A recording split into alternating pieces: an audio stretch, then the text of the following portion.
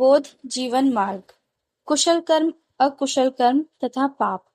कुशल कर्म करो, अकुशल कर्मों में भागीदार ना बनो, कोई पाप कर्म ना करो। यही बोध जीवन मार्ग है। यदि आदमी कुशल कर्म करे तो उसे इसको बार बार करना चाहिए, उसी में चित्त लगाना चाहिए।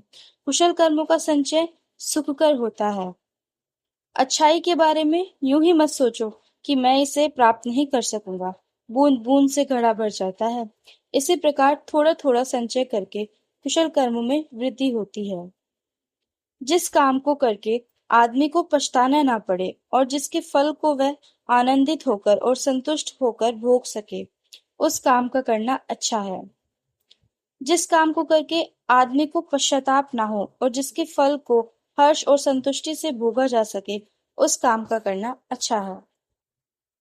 यदि आदमी कोई कुशल कर्म करे तो उसे वह कुशल कर्म बार बार करना चाहिए। उसे इसमें आनंदित होना चाहिए। शुभ कर्म का संचय आनंददायक होता है। एक अच्छे आदमी को भी बुरे दिन देखने पड़ जाते हैं जब तक उसके कुशल कर्मों का फल विपाक नहीं मिलता, लेकिन जब उसे अपने कुशल कर्मों का फल मिलना आरंभ होता है, तब अच्छा आदमी अच्छा दिन देखता है। अच्छाई के बारे में ये कभी न सोचे कि मैं इसे प्राप्त न कर सकूंगा। जिस प्रकार बूंद बूंद करके पानी का घड़ा भर जाता है, उसी प्रकार थोड़ा थोड़ा करके भी भला आदमी अच्छाई का संचय कर लेता है। चंदन की सुगंध कमल, जूही तथा मल्लिका की सुगंध से बढ़कर शील की सुगंध होती है। धूप और चंदन की सुगंध कुछ ही दूर तक जाती है, किंतु शील की सुगंध बहुत दूर तक जाती है। बुराई के बारे में ये कभी न सोचे कि यह मुझ तक नहीं पहुंचेगी। जिस प्रकार बूंद बूंद करके पानी का घड़ा भर जाता है, उसी प्रकार थोड़ी थोड़ी करके बुराई भी बहुत हो जाती है। उस काम को करना अच्छा नहीं जिसे करके पछताना पड़े और जिसके फल को अशोमुख होकर विलाप करते हुए भोगना पड़े। यदि कोई आदमी दुष्ट मन से कुछ बोलता है या कोई काम करता है, तो दुख उसके पीछे पीछे ऐसे ही हो लेता है जैसे गाड़ी के पहिए के पीछे पशु के पीछे पीछे। पाप कर्म ना करो, प्रमाद ना करो, मिथ्या दृष्टि ना रखो। कुशल कर्म में अप्रमादी हो, बुरे विचारों का दमन करो। जो कोई कुशल कर्म करने में ढील करता है, उसका मन पाप में रमण करने लगता है। उस काम का करना ठीक नहीं जिसे करने के बाद पछताना पड़े, जिसका फल अशुमुख होकर भोगना पड़े। पापी भी सुख ही देखता है जब तक उसका पाप कर्म का विपाक नहीं होता, लेकिन जब उसके पाप कर्म का विपाक होता है तो वह दुख भोगता है।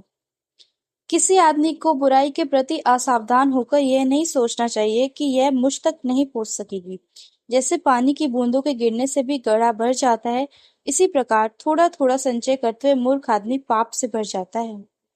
आदमी को कुशल कर्म करने में जल्दी करनी चाहिए और मन को बुराई से दूर रखना चाहिए। यदि आदमी कुशल कर्म में ढील करता है तो उसका मन पाप में रमण करने लग जाता है। यदि आदमी से पाप हो जाए तो उसे उस पाप कर्म को दोबारा नहीं करना चाहिए। उसे पाप से आनंदित नहीं होना चाहिए। पाप का संचय दुखदायी होता है। कुशल कर्म का पालन करे, अकुशल कर्म का पालन ना करे। कुशल कर्म करने वाला इस लोक में सुख पूर्वक रहता है। कामुकता से दुख पैदा होता है, कामुकता से भय पैदा होता है। जो कामुकता से एकदम मुक्त है, उसके लिए ना दुख है और ना भय है। भूख सबसे बड़ा रोग है, संस्कार सबसे बड़ा दुख है। जो इस सत्य को जान लेता है, उसके लिए निर्वाण सबसे बड़ा सुख हो जाता है। स्वयंकृत, स्वयं उत्पन्न तथा स्वयं पोषित पाप कर्म कर्ता को ऐसे ही पीस डालता है जैसे वृक्ष मूल्यवान मणि को तोड़ता है। जो आदमी अत्यंत दुशील होता है, वह अपने आप को उस निम्न स्थिति में पहुंचा देता है जहां उसका शत्रु उसे चाहता है। ठीक वैसे ही जैसे अमर बेल उस वृक्ष को जिसे वह घेरे रहती है। अकुशल कर्मों का तथा अहितकार कर्मों का करना आसान है, कुशल कर्मों का तथा हितकार कर्मों का करना कठिन है।